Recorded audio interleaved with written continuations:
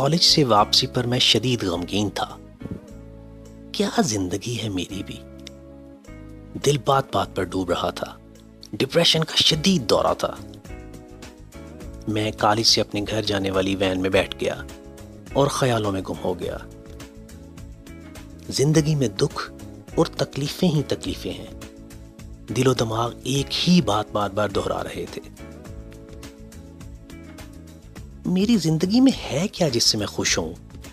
والدین مشکل سے میری پڑھائی کا خرچ اٹھا رہے ہیں۔ پڑھ کر بھی میں نے کیا تیر مار لینا ہے؟ زندگی یوں ہی سسکتے سسکتے گزر جائے گی اور اصلی خوشی مجھے کبھی نصیب نہیں ہوگی۔ میں یہی سوچتا جا رہا تھا۔ وین چلتی جا رہی تھی اور ہر سٹاپ پر کچھ مسافر اتر جاتے اور کچھ نئے چڑھ جاتے۔ وہ لوگ کون ہوتے ہیں جو خوش نصیب ہوتے ہیں، جن کے نصیب میں ہر خوشی لکھی ہوتی ہے اور وہ واقعی دل سے بھی خوش ہوتے ہیں؟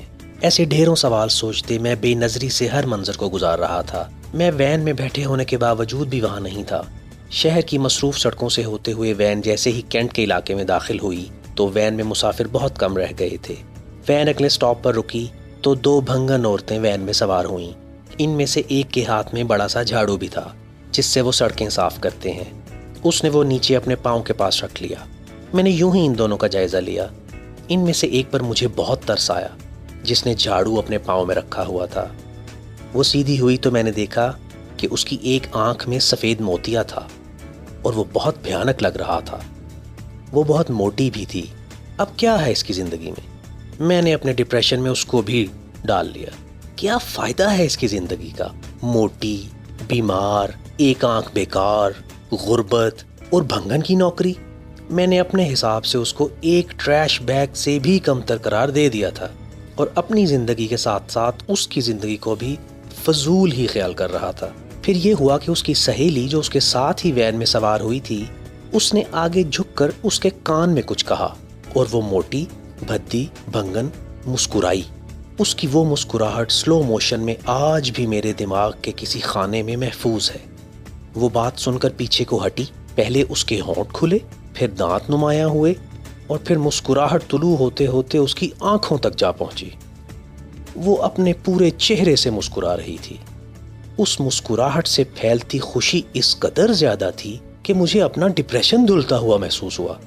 میرے دماغ نے دہائی دی، وہ مسکرا کیسے سکتی ہے؟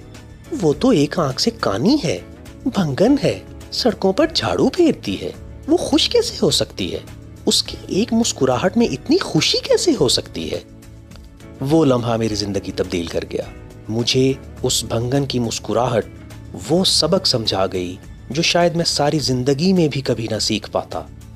اس نے مجھے بتا دیا کہ خوشی کا تعلق اچھا نظر آنے سے نہیں ہے، اچھے کپڑے پہننے سے نہیں ہے اور نہ ہی اپنی من چاہی زندگی کے گزارنے سے ہے۔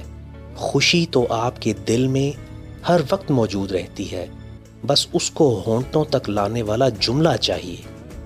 بس وہ دن اور آج کا دن، میں جب بھی ڈپریس ہوتا ہوں مجھے وہ مسکراتی ہوئی بھنگن یاد آ جاتی ہے جو ایک سفید آنکھ، اپنے پھیلے ہوئے وجود اور پاؤں میں پڑے ہوئے جھاڑو کے باوجود اپنے پورے دل سے مسکرا رہی تھی، اور اس کی اس مسکراہٹ کی چمک سے میرے دل کی دھند بھی دور ہو رہی تھی۔